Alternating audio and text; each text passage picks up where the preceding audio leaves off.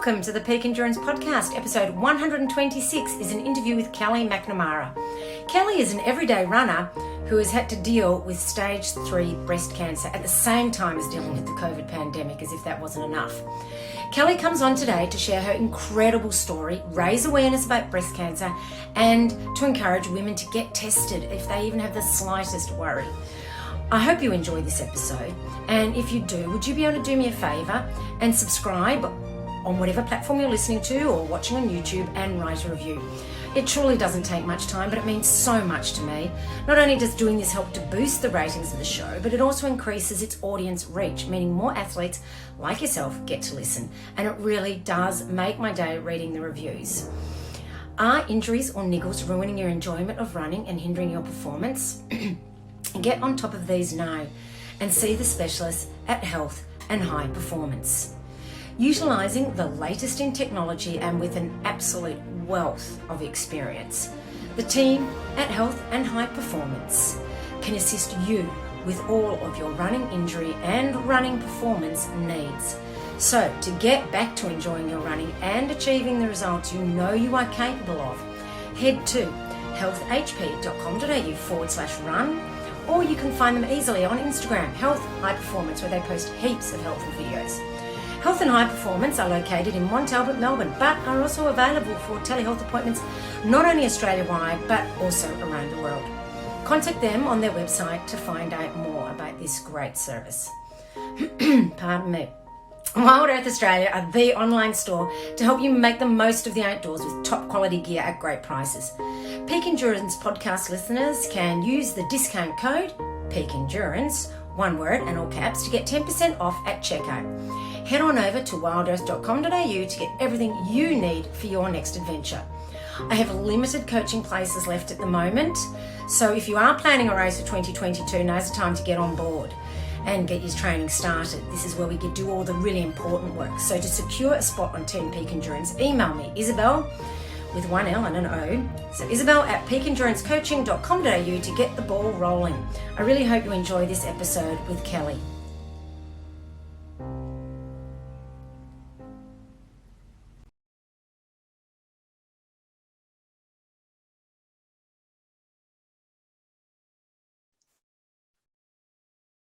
Hi, Kellie, and welcome to the Peak Endurance Podcast.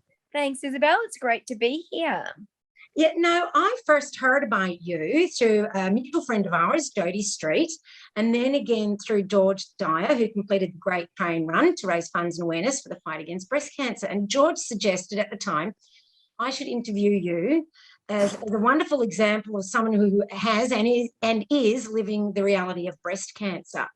So, but before we get into all those details, can you talk to us about how you got into running? Okay. I've been running for quite a few years. I ran a little bit as a child, like did little asks and things, but never was that any good at it. I was okay at it. Like I was one of those people that could come out and do it kind of thing. Like, you know, always got talked into doing the 1500 at high school, and I didn't even really know what that was. But, you know, she'll do the 1500, she'll do the 800 and all right sort of thing. And then I just, I actually moved overseas, and I lived in Canada for a year. In Canada for you too. It's awesome, isn't it? It was awesome. And then I moved to London, and when I got to London, I realised that a diet of beer and cheese is not great for the waistline. So what a surprise. I know. So I started running solely to lose weight, in all honesty. And then I enjoyed it. I enjoyed that, like, just being outside. I lived in Wimbledon. I used to run on Wimbledon Common when I was taking care of an elderly man and his dog. And I used to, run with the dog on there, and I really enjoyed it. And then I moved down to Devon, and I continued running, but more sort of on treadmills, and I was a bit scared to run outside because I didn't really know. And then I saw a sign up, and it said the Exmouth Half Marathon, 13.1 miles. I mean, being from Australia, I wasn't quite sure how far that was, but I thought it can't be that far. So I signed up and did it. And I remember I got to the 8 mile mark, and I saw the sign. I'm like, 8? I've still got 5 to go. and I think I ran it in 1:52 or something. Oh, that's pretty good for your first one.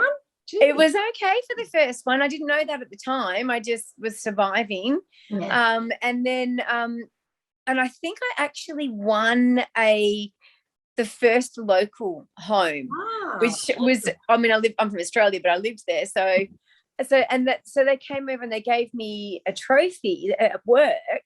And then that introduced me to the running club. So then I just started running with them, and because I really enjoyed it. I think that camaraderie too of doing the half marathon, because it just getting through it kind of thing. I was lucky enough over the years, I trained more, and I got a position to do the London Marathon. So, which it was quite hard to get into the London Marathon. So that was a good thing to do. And it's still to this day probably my favorite race. Like, I went out hoping to run sort of between 3:15 and 3:30, and I ended up running 3:08, I think it was. Wow. Yeah, so it was one of those races where I just felt so good towards the end. I was like, and the crowds and the music and all that kind of stuff, and I kept waiting to hit the wall, because I'm thinking I shouldn't be, I mean, it was so much fun. And then but when I came back out to Australia, I actually changed over. I did the London Marathon when I came back in 2003. So I did Melbourne. Did London in 2002, Melbourne in 2003. And my aim was to break 3 in Melbourne, of course, but I just missed out. I think it was 3:03. Wow. But then after that, I went over to track. So I started doing 1500s and 800s and 3K. So a big change, and I just loved it, especially the 800. Painful. yeah, painful. But I loved the training, the intensity. So I was with Glen Huntley Athletics Club, and I've been with them. Yeah, been running with them for a long time. And then then I went back over to the ultras, which is how I got to know Jodie, and also with the track, that's how I got to know George, because George competed at Knox and I competed at Glen Huntley, and we'd see each other, every Saturday during summer sort of thing. And I'd often train down at Knox and join in with his group every now and then, or him and I used to be neck and neck in a lot of 5K races and things like that. So, well, I think he'd have me covered these days.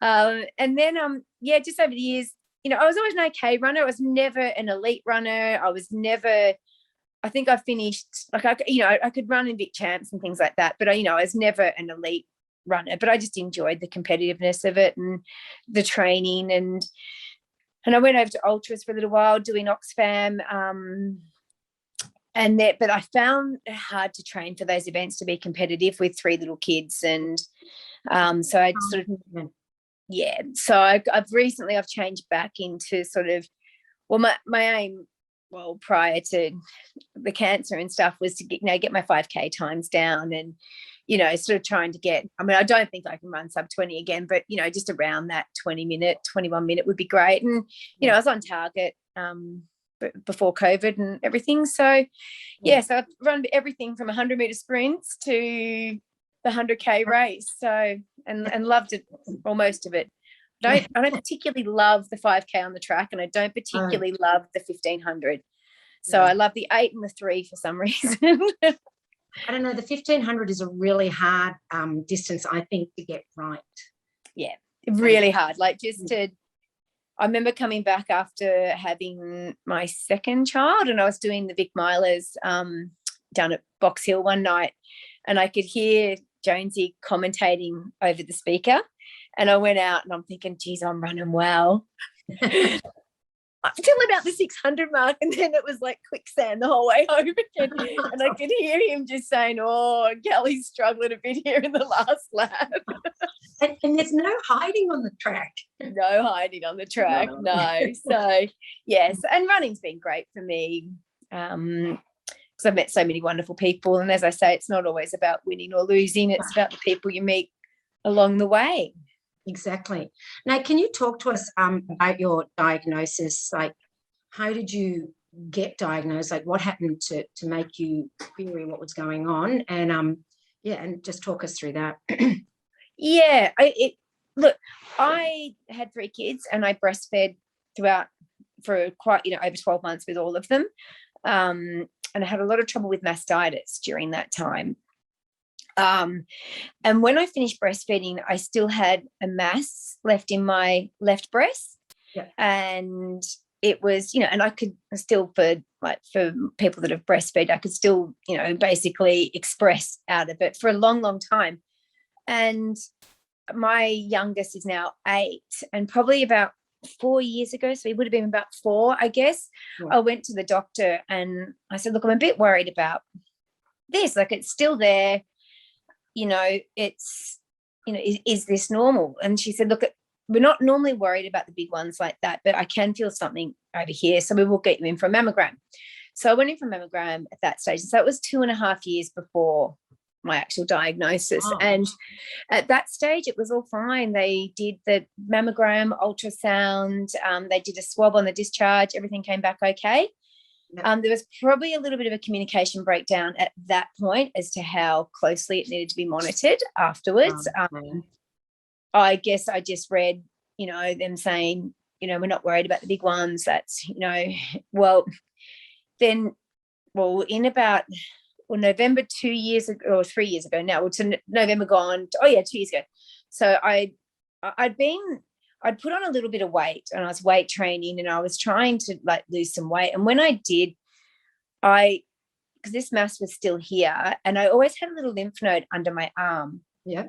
And when I dropped weight, I could feel it, and it'd been there forever. I'd had it checked out, it was all fine. And I dropped a fair bit of weight, got back down to sort of, what I liked.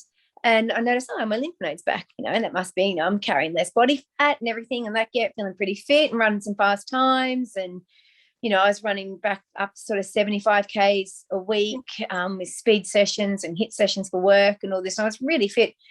And I just noticed one day, I told a girlfriend about the lump in my boob, and she's a nurse, and she said, that's not normal. I'd get it checked out. So November, not last November, the November before, I went and got a referral.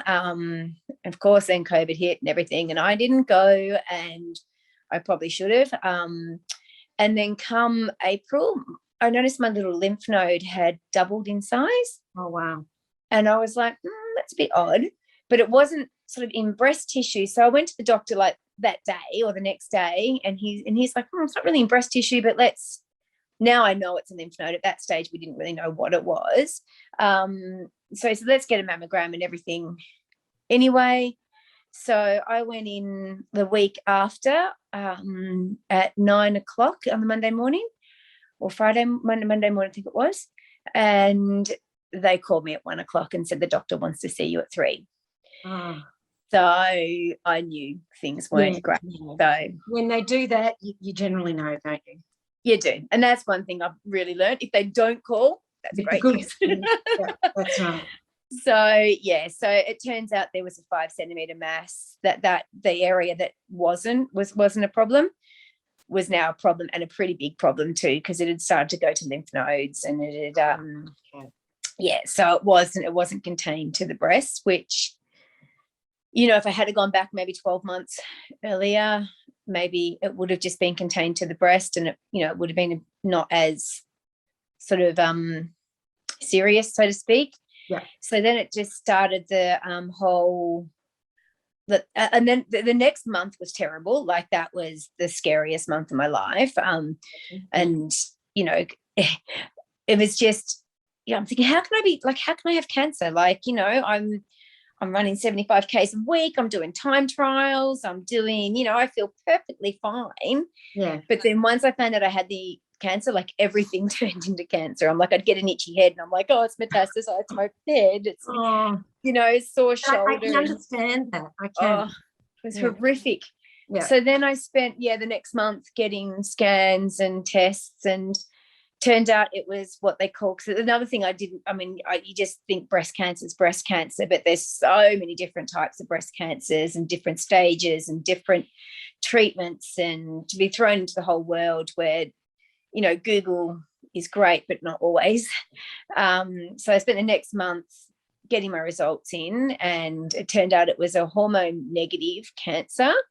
So estrogen and progesterone negative, but also a HER2 positive cancer, which isn't great. And I was at stage 3, grade 3.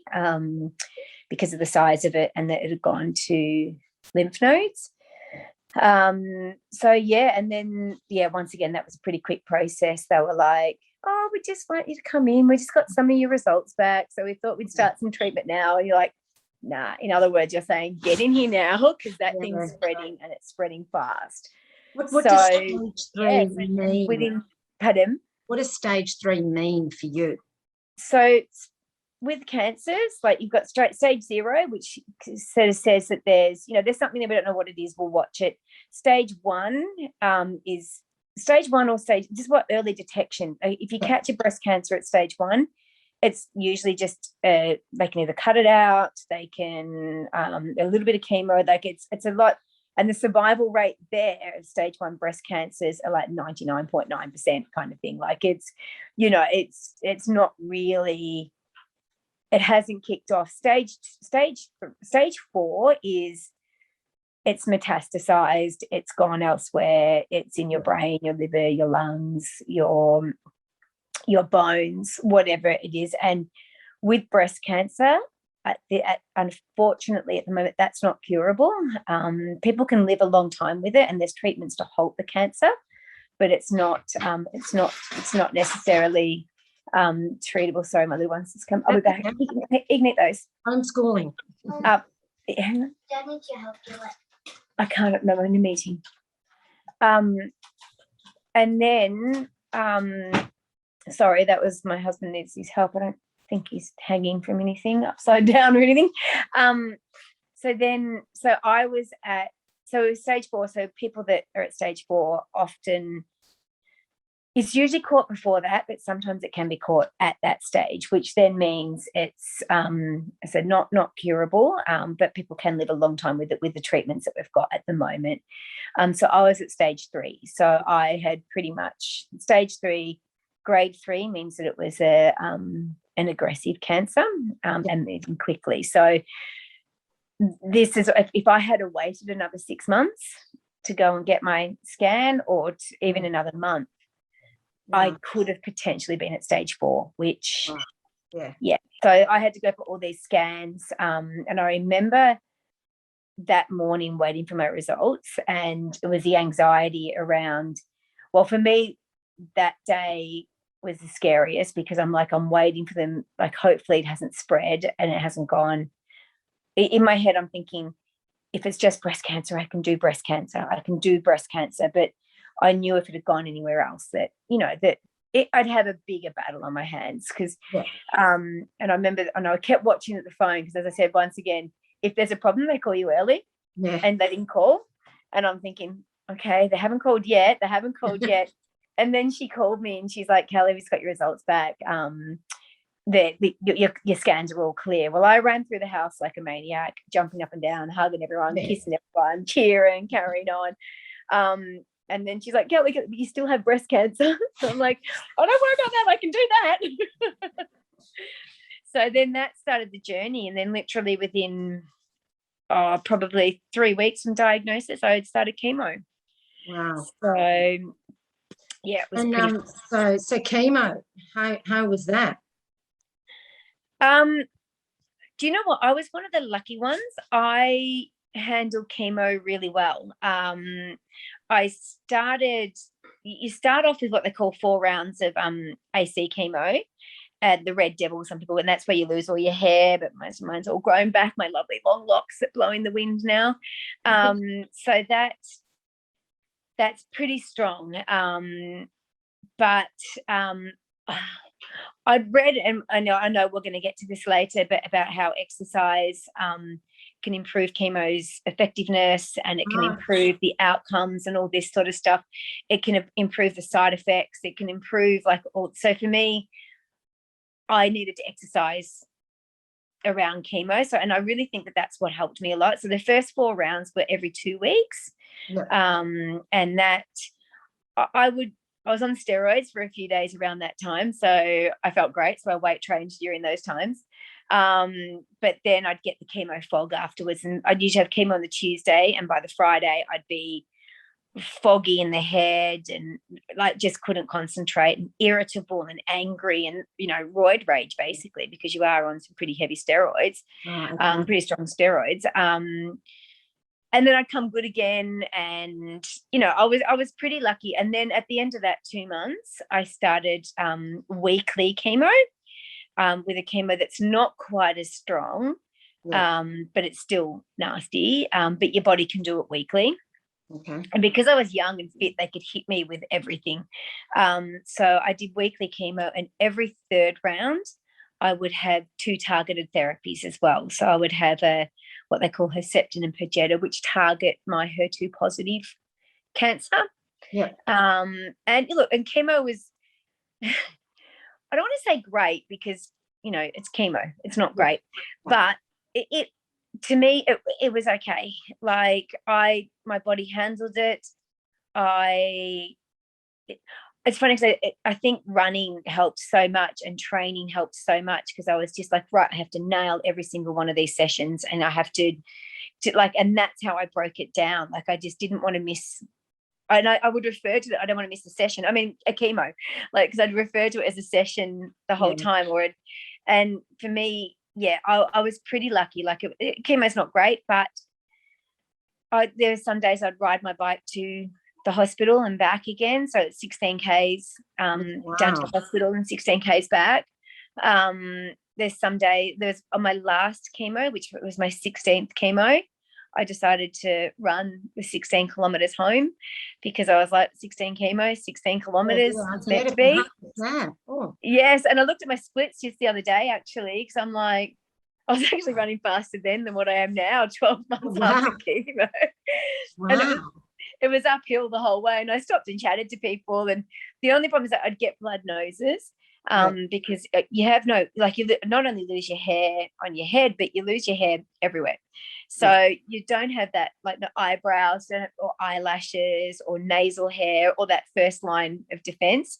So your nose is constantly running. So you're constantly blowing your nose and wiping your nose. And so I'd get blood noses a fair bit as well. So I'm running down along the railway lines, bald, with just blood nose and a backpack. Oh, wow. Gosh. I just look like I've been in a fight somewhere at a train station. I'm just like running. So look, chemo wasn't great, but that's so gutsy to run home after that. Like, I can't believe, you're clearly very tough. Yeah, and I think for me, it was one of those things that the minute I knew that exercise helped, that was one thing I could take control of and I could do. And, you know, coming from my background of being a personal trainer and a runner, and, you know, it was something I could do to have control, because I'm a bit of a control freak too. And, you know, cancer takes all that away from you. So it was, and headspace, like, and we were in the really tough lockdowns in Melbourne as well. I was homeschooling 3 kids. It was, you know, I needed to have that time to be out, just to clear my own head, so I could, you know, come in and tackle homeschooling 3 primary age kids as well. So I mean, and that's been tough for people, you know, who aren't going through what you were going through. So I can only imagine how tough it was for you. You spoke about your pace was actually faster than at the moment. No, you didn't find that from the treatment you were like, we're just kind of plodding it out? I had to be a little bit careful, because some of the treatment affects your heart. And I'm probably still going to have, like, well, chemo itself, the chemotoxicity can affect heart function. And then I was on this Herceptin, which has been linked to affecting the heart's output. So my heart rate would jump around a lot. So, you know, there'd be some days when my resting heart rate would be 35, and then, you know, I'd go for a gentle 5K jog and it'd be jumping up to 190, 195. So when that happened, I'm like, you just need to walk here. You don't need to have a heart attack. You don't need to get through all this chemo and then have a heart attack. So there was times when I had to be a little bit careful and just bring it back to walking or on my bike. I'd literally run around the hospital. So I'd finish chemo and just I had to have a needle. I had to give myself a needle every the day after chemo. So I put that in my backpack, and then I'd literally go and run a block around the Maroondah Hospital. It was about 5 Ks around. Yeah. So I'd either do 1 or 2 laps depending how I was feeling. The next day I'd sometimes be a little bit tired, but I'd still do something. Like I'd have to do something. And for me, and I think also because as someone said, you're running on adrenaline this whole time, and it's so true. You've just got this battle on your hand that, I've got 3 little kids. I had to throw this with everything. And if that was going to increase my survival chance, then, I had to do it. And look, there's some days when I laid on the couch and watched a movie, absolutely.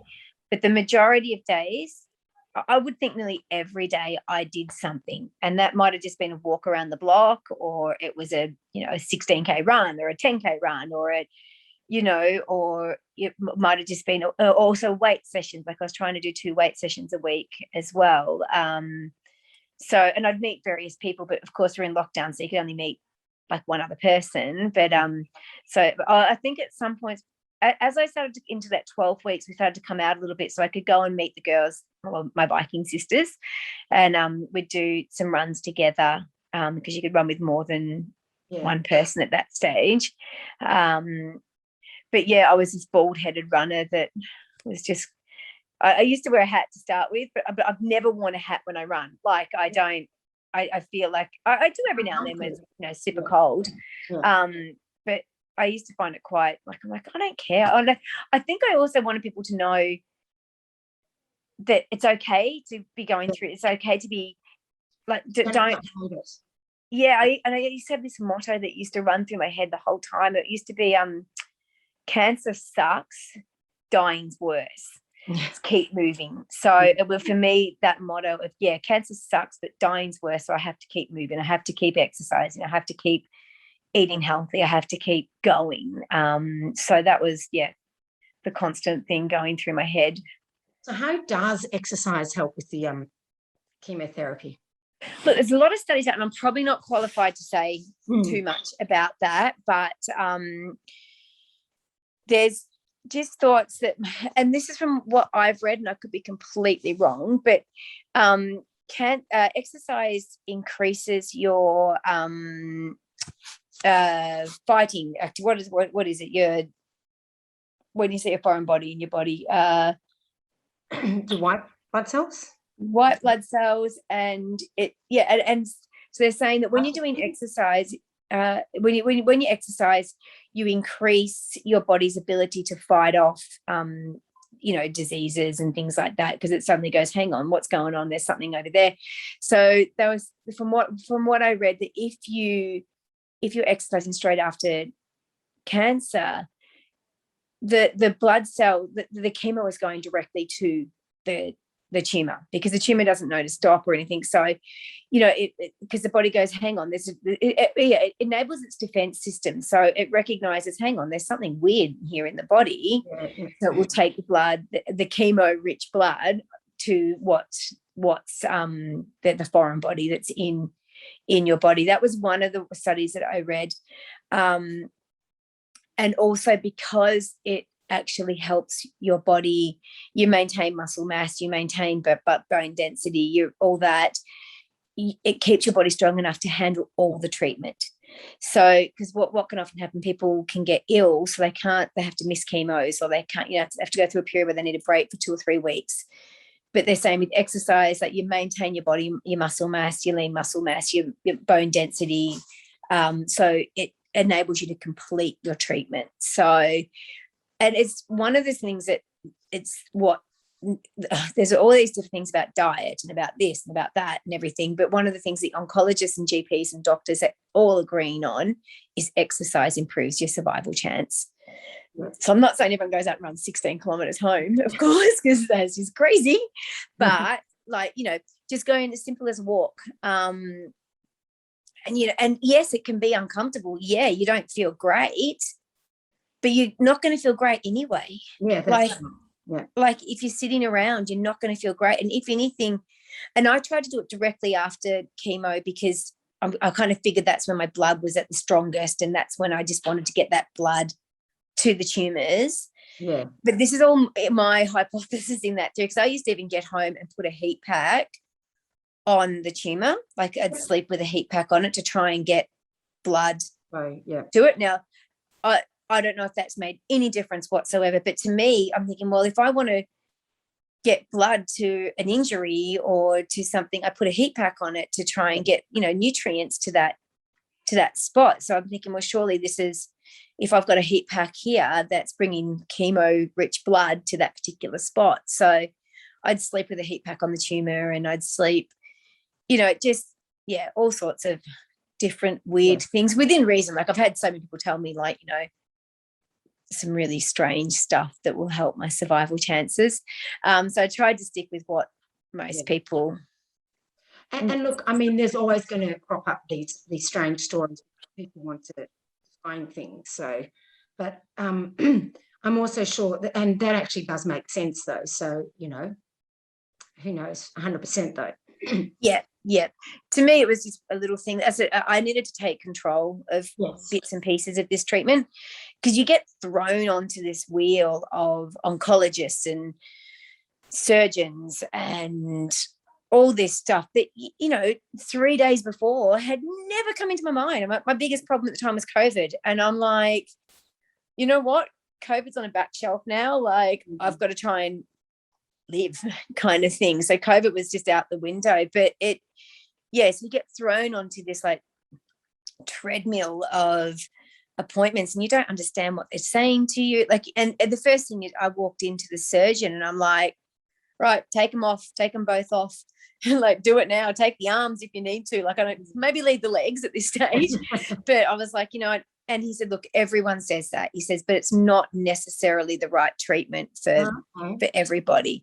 So what they've found now, particularly with my cancer, is having neoadjunctive treatment first before surgery. So I didn't have the mastectomy until after I'd done all the chemo, and then I'd recovered, and then I had the single mastectomy. And the reason for that is they have a really good indication of how I responded to chemo. So the ideal is to go through all the chemo and have nil evidence of disease at the end. So a complete response to chemo. So they started me straight away on the chemos and the targeted therapies. And I got to the end of the first 4 rounds, and the tumor was still there and it wasn't really doing anything. So we went into a little bit of a panic then of like, well, to talk about surgery now, because if it's not shrinking, could it be spreading? Could it be doing? But my oncologist sort of said, look, no, I want to stick it. Let's do 3 rounds of the next regime and see where we're at. Once I started that regime, bang, I could feel this thing just disappearing. And I'm like, and I remember just one day I touched, I'm like, oh my gosh, it just feels so different. So the theory is that we get to the end of the 16 chemos, then we did the surgery, and they analyze everything and come back. And if there's any cancer cells left, they know that. So they know that there could potentially be cancer cells elsewhere in my body. So they will keep me on chemo, or they will change the theory, change the chemo that I'm doing, or they'll do some. If there's no cancer cells left in there, well, they pretty much know that if it's managed to melt a 5-centimeter tumor, because that's how big mine was, it was huge, that any microscopic cells have pretty much been cleaned up. So there's no need to continue any chemo. But if they had have gone in and done the lumpectomy and taken all the nodes and stuff first, they wouldn't know that. So they tend to be swinging over a bit to this method of treatment for some, but some people, within like 2 weeks, they can be like, bang, you've had a double mastectomy, like you haven't even had time to process it. And that's still standard treatment for some cancers. But for mine, what they're finding is then they know whether to keep me on ongoing treatments. So the nil evidence of disease is what you want at the end of the thing. And I got to the end of the 16 weeks and I'm like, I can't feel anything here, but you don't know at a microscopic level. And I went to the oncologist and he's like, oh, I can still feel something there. And I'm like, went to the surgeon and the surgeon's like, whoa, that's fantastic. And I saw the same surgeon the whole way through.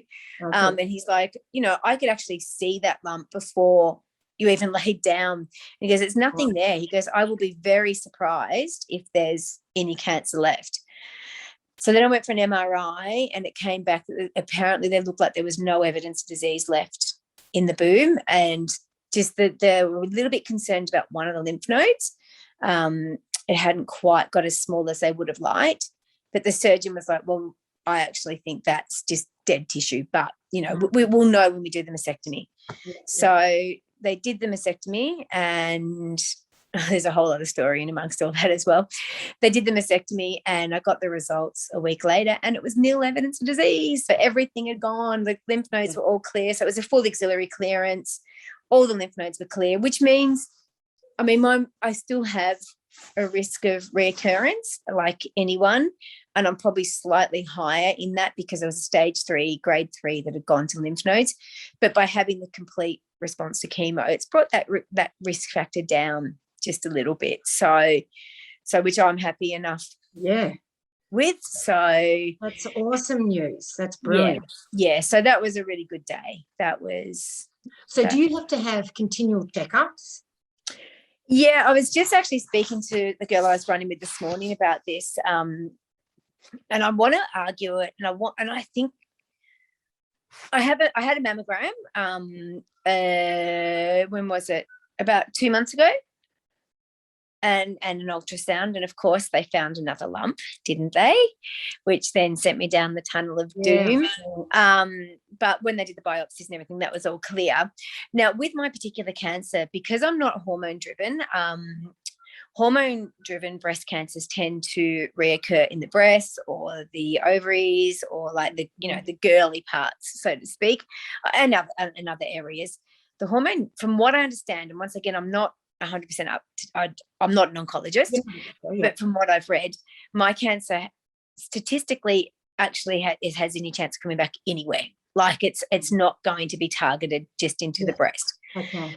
So I'm arguing that I should, rather than a mammogram, which I'll pay for myself or do myself, I'd like to have a full PET scan or once every 12 months, but they don't offer that treatment because my scans were all clear at the start. There was no cancer anywhere else in my body. They're like, well, we're scanning areas that we weren't worried about them. But I'm like, yeah, but I'd rather know. And, it's one of and it's one of the things with stress and anxiety that is also a major factor when it comes to cancer as well and recurrence. So I'm thinking, a lot of women would like to have finished treatment, have a full PET scan, and then every year, but I think they're worried about radiation and the exposure to radiation and things. But I get that, but I think just for the peace of mind, and like you say, the stress and anxiety is detrimental in and of itself. Oh, absolutely. And especially in the start, because you learn to deal with it as things go by. Like, I would turn everything into it's a bone metastasis, it's a brain metastasis, it's a eyeball metastasis, it's a fingernail metastasis, like everything. You could get a sore shoulder and I think it'd gone to you, kind of thing. Like everything was. I'm better with that now. Like I did have a sore shoulder for a while and I'm like, oh, what is this? But I'm like, no, it's a boxing injury. You weren't holding the pads right at the gym 12 months ago and you know that. And you've aggravated it doing push-ups. So I've got to also check myself back.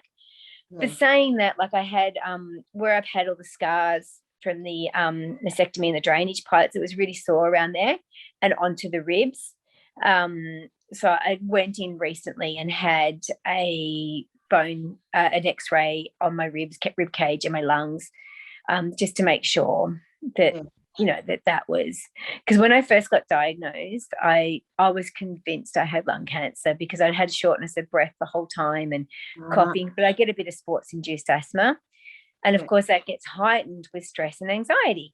And at that time, COVID was around. We were just starting to hit into that. We were just starting homeschooling. We weren't worried. We didn't know what was going to happen with our jobs and our house and all that sort of thing. So there was stress and anxiety around that. So it's amazing once you get that scan, you go, oh, I can breathe again. Yeah. Wow, I mean, we've all struggled with COVID, but gee, you've had a really tough time of it. That's really hard. Yeah, it wasn't the best, but you know what? Once again, you had to look on the plus side of things as well. I was lucky enough that mum or dad could come up for one night. So I'd have chemo on the Tuesday. So I'd homeschool Monday. Yeah. Or often I had scans or things to go to on the Monday as well. But my husband could take Tuesday off. So he would homeschool on the Tuesday.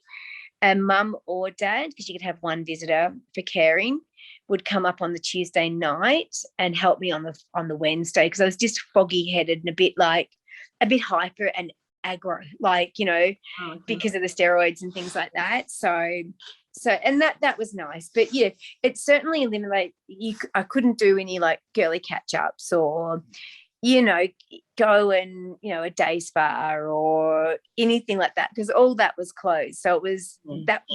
But then on the plus side, there was no germs around. Yeah, true. So I didn't get exposed to any germs, which helped me complete all of treatment. So, the only thing I had was a gum infection, which nearly, but as soon as I felt it getting sore and I got a fever, I went to my GP and he straight away, let's get you an antibiotic straight up. So, so I was really lucky because we weren't out and about with people and, touching dirty surfaces, and I wasn't exposed to gastros or flus or anything like that. So, which enabled me to treat. Picking up those things as well. Exactly. So there was the plus side of being in lockdown in that way. So but I just think the moral support from friends would have been nice to have. Oh, look, saying that, I had so much support. It was unbelievable. I had a dear friend, Bree, who she organised a food like roster. Oh, that's lovely. 6 months, literally 6 months every night. Yeah. Someone delivered us a vegan meal and a kids meal, like a normal into the Red Food Portal of Love, which was the esky that sat in the driveway. And someone throughout the hills, like this roster of 50 people.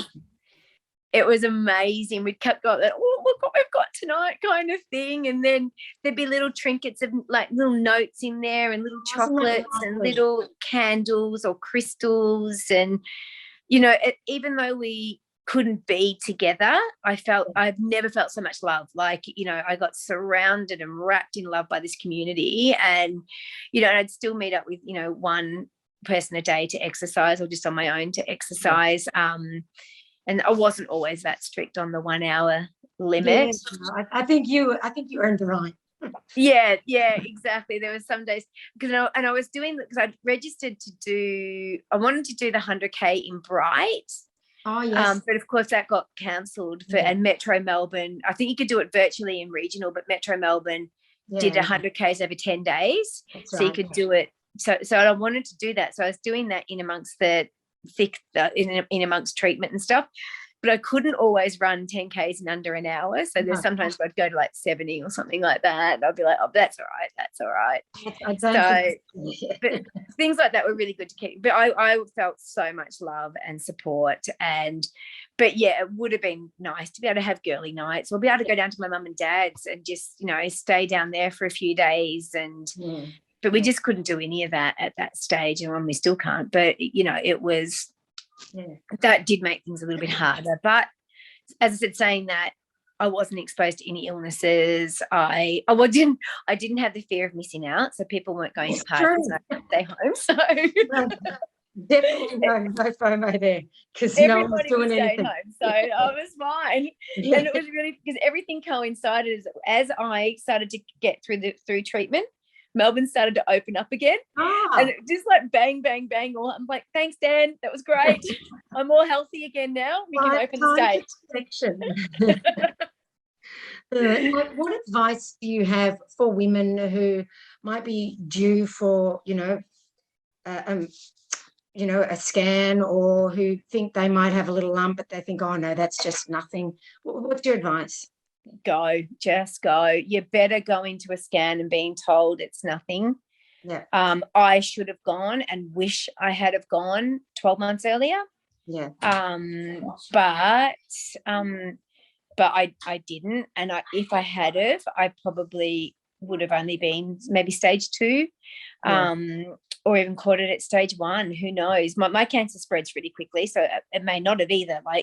But I can't sit here and dwell on what if, wish I had have sort of thing. I mean, this is my story now, and I need to deal with it. But you've just got to go and get it checked out. Like I'm reading how New South Wales are thinking of closing down breast screening and stuff because they don't, and that infuriates me. And I'm not I know COVID's scary, and I know if some people can get very, very sick with it, but majority of people are going to be okay. But if a woman leaves her breast, even for 3 months, if I had waited 3 months, I could have been stage 4. That's right, exactly. So it's a completely different kettle of fish. And I think until you just have this big cancer slammed in your face, it's completely different. You go anything, and not even just breast, like skin, like anything you're not sure of. And look, and I'm fairly sure that if your doctors are concerned, they're going to push it through. Like I called up about the my ribs to get the X-ray and at the Angus, and they said, oh look, we're not, we're only seeing emergencies at the moment. And I said, look, I'm a breast cancer patient, and this is a possible METS that they want to have a look at. And straight away, that come in this afternoon. So if there's something where they will, don't push for it. Like, say, look, I want to get this done. So, and that's the thing, and that's what they're worried about, is that once things start opening up, is there's going to be an influx more of people with other issues, as opposed to COVID. So absolutely. So but no, I do that, and don't be scared to, I think, with I should have gone back at 12 months, but I didn't. But so, question doctors, question things, like just ask the questions. If you're not sure about something, get it looked at, because it is hard. And it is, if this had been caught earlier, but at this stage, and look, I stand a great chance of it never coming back, but 20 to 30% of breast cancers do come back. So, that's, and mine is hot, is in that category, but it's also because of my response to chemo, it actually brings that statistically right down. So, I've got to wait, and they're the facts that need to keep coming in my head, and just keep things going. You need to, be careful and stay on top of it, and that's obviously super important, COVID or not. Oh, absolutely. The thought that they're stopping scans because that's horrible. You just can't. It's, it could have been, it would have meant the difference between life and death for me, pretty much. Basically. So, and they're so careful in the hospitals, and and I know it has broken out in some hospitals, absolutely, but you can't stop screening. I agree. And so if there's any women out there listening who've been umming and ahhing, go and get it done, get the scan. And, once again, what we're talking about is peace of mind. Better to know that it's nothing than to wonder and maybe regret it later. And whatever age as well. Like there was a story of this girl, she was only 29 or 30. Yeah. And I'd seen her in one of the groups, and I'm like, I like this girl. Like she's doing weights and she's doing all this and that, and she'd been breastfeeding, and they kept putting it down to mastitis. Bench, my dog. Mastitis, and then they thought she had an infection from a nipple ring and stuff. They refused to, because she was so young, to do anything. And then when they actually found her, it was stage 3, grade 3. It had spread to the skin and I think she was in stage 4, I think, by the time they found it. And she just had a baby, terrible. So anything, just to be, you need to check it out, and not delay, because it's, I was one of the lucky ones, so to speak, that it, that my chemo was okay, and I got through all that, and I had a great response. And, Yeah. Even through having surgery and, parts of you removed and all this kind of thing, which is all a bit confronting. Yeah, no doubt. But, if they can avoid all that with early detection, then that's what they want to do. So, yeah, if you've got anything, just get in and get tested, get tests done, and even like me, like I'm going to push to get a scan done. Like I've got a friend who's an osteo who's said to me, look, if they don't do it, mate, like I can write you the referral. So if I can't settle my mind, I'll go through him. So yeah, and that's good because I'm a big believer in the peace of mind aspect of it. Yeah, well, they talk about 4 pillars of health with cancer, and it's mental health is one of the main ones. So they've actually said there's a lot of evidence now to saying things like meditation and yoga and relaxation is one of the ones, almost probably as much as what exercise is as well when it comes to preventing reoccurrence. So mental health, your physical health of exercise and stuff, and then food, like what you're putting into your system. Yeah. And the other one is actually social networks and friendships and support and things like that. So, and toxins, like you don't want to put toxins into your body. So there's some really good pillars of health that, well, not even just for cancer, but for everybody to look at. So, because my goal now is for it never to come back. So I just got to keep doing what I'm doing and hoping that it doesn't come back.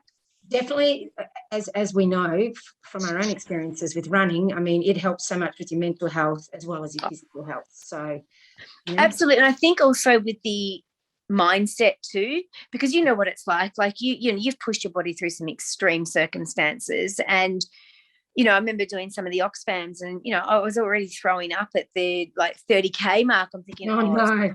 Long 100Ks. Because I did wrong food choices or whatever. And then, but you push through it. Yes. And I think mentally that sort of thing helped a lot when it came to getting through the treatment.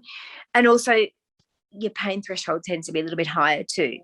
Yeah. So, and you're used to being uncomfortable, like you're used to having aches and pains and getting up, groaning and moaning and carrying on because, you've done a 40K run the day before kind of thing. So you're kind of used to that. So, that's a good point. Yeah. Yeah. So you kind of go, I can push through this.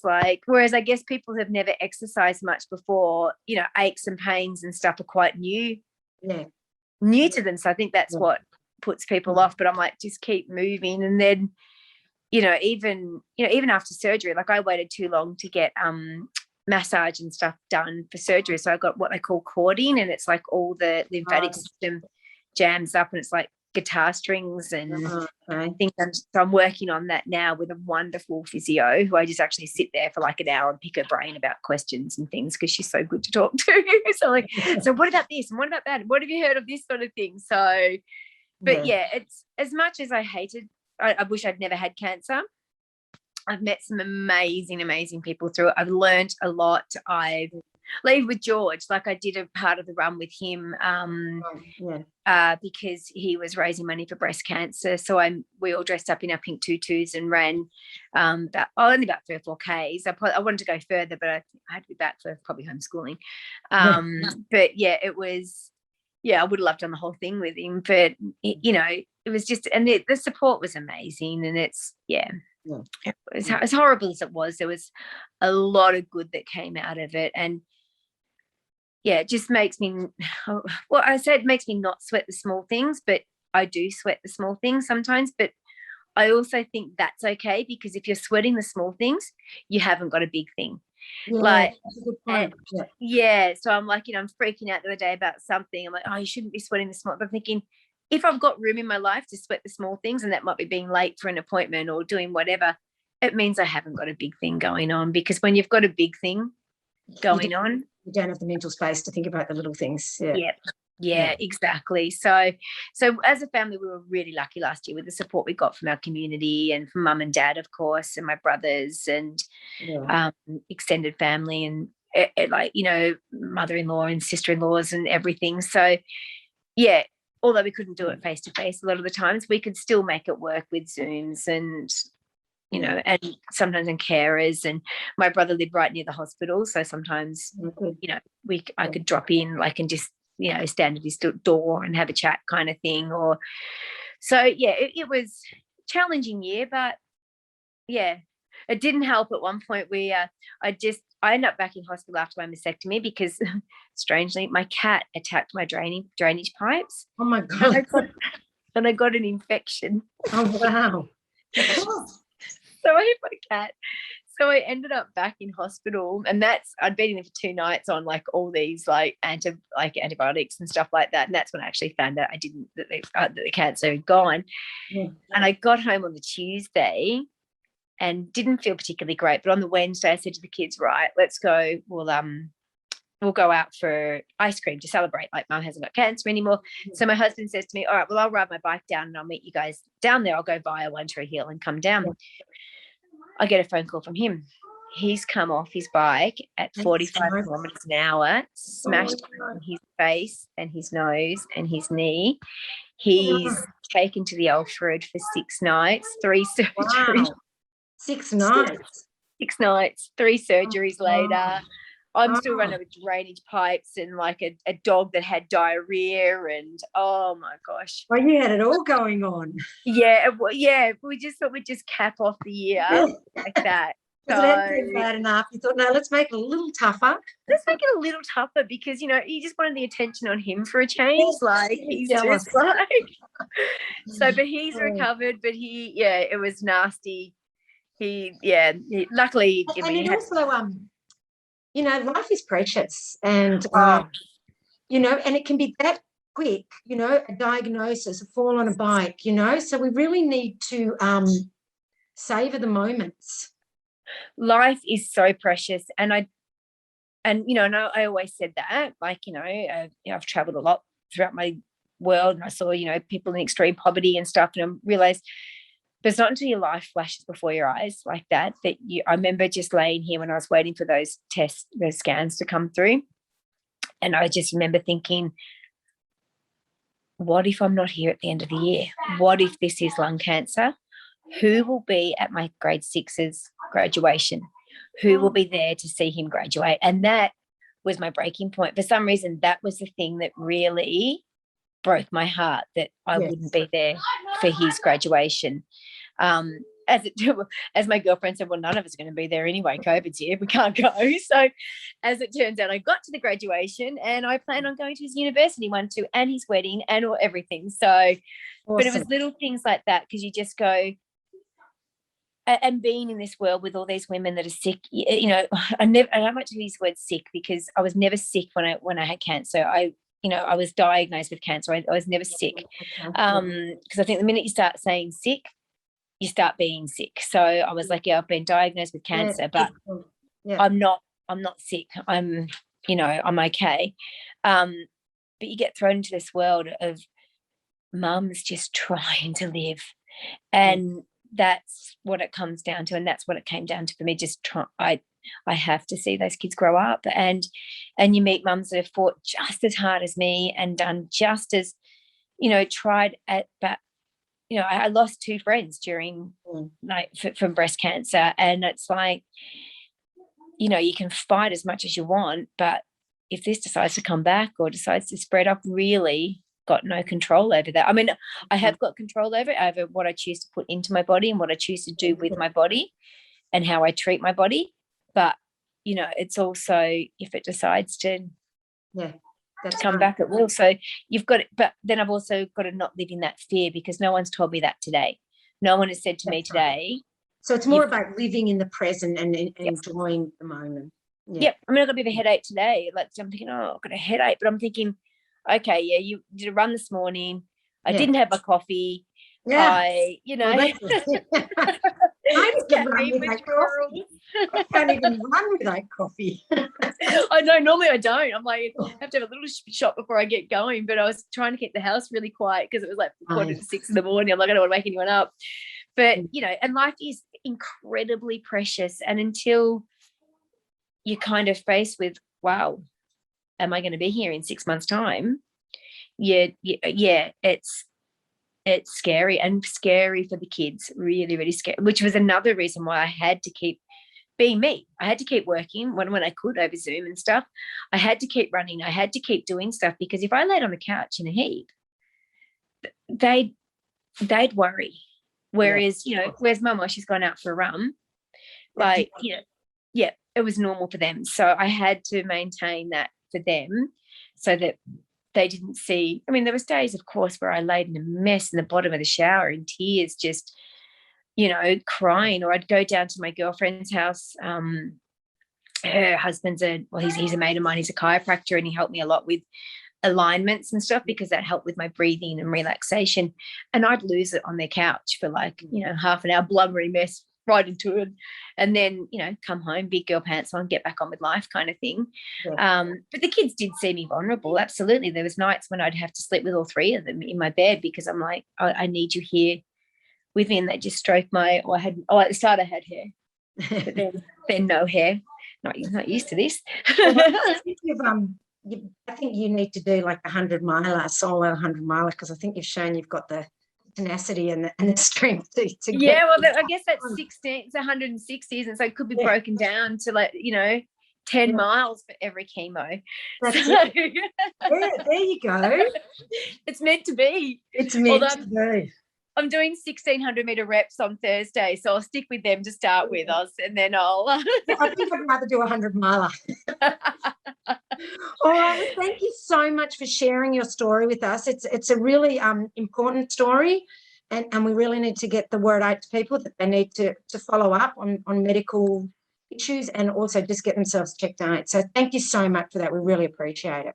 Yeah, no, I've enjoyed it, and getting the word out there to get checked. And also, if you're going through the journey, like, just to keep moving, keep researching, keep looking at things, because there's loads of information about the 1%ers that might help. And for me, that was, they're more than 1%ers in my perspective, but food and diet and exercise and lifestyle, and just questioning people. Don't wait. Don't be at stage 3. Generally, you know your own body best, and if you've got an inkling there might be something, you've got to go. Absolutely. And even me with like now, like being a little bit hypersensitive to things, like you like these ribs. Like, I guess I kind of knew that it was okay, and I had my thyroid was swollen, which, of course, Dr. Google, I've got thyroid cancer. Turns out I don't. But it's just things like, I am hypersensitive to things, but it's also learning to work out what's normal and what's normal. And I'm navigating a whole new world. That's exactly. My body, I knew my body pretty well before all of this. So it's a whole new world of like, what's my new normal now? And questioning things if I'm not happy with the answers. And I'm even going in there with trials that the oncologists here haven't heard about. I'm like, what's this drug? Tell me about it. What is it? What does it do? And they're like, oh, hang on, we don't know yet. What is this? And then, and some of them, they're like, don't be ridiculous. That was like, they had not great out. I'm like, okay. But, it's questioning that. Staying informed and staying open. Exactly. Because the oncologist would say to me, stop Googling. I'm like, nah. I said, with knowledge comes power, and comes choice, and comes acceptance, and that I couldn't be on a lot of the forums and stuff because there was too many triggers, and until I found this breast cancer and exercise support group, I think it was, or breast cancer and fitness. And the reason I started running properly again is that I went onto this forum, and there was a girl on there that was up to the same stage chemo treatment with me, and she'd ran a half marathon, and I'm like, what? There's someone running more than me out there. Oh, that's awesome. So I'm like, these are my kind of people. So, and I found that a really good group to be part of, because it was actually started by an Australian girl here, and I found that really good to be part of, because they're lifting weights, they're right into chemo, they're swimming, they're doing things like that, and I found that a lot more mentally, like, it could have been a better place for you than Well, thank you so much. No worries, hun. And I can't wait to see you out on the trails at some point. Yeah. I think last time I saw you, you were running with Nikki down near the library there. Oh, yes, that's right. ages ago. Yeah, that's right. I remember. Yes. Yes. Yeah, a long time ago. So yeah, so maybe bump into the trails somewhere along there. No doubt we will. All right. All Thanks. right, take care. See you. Bye. Bye.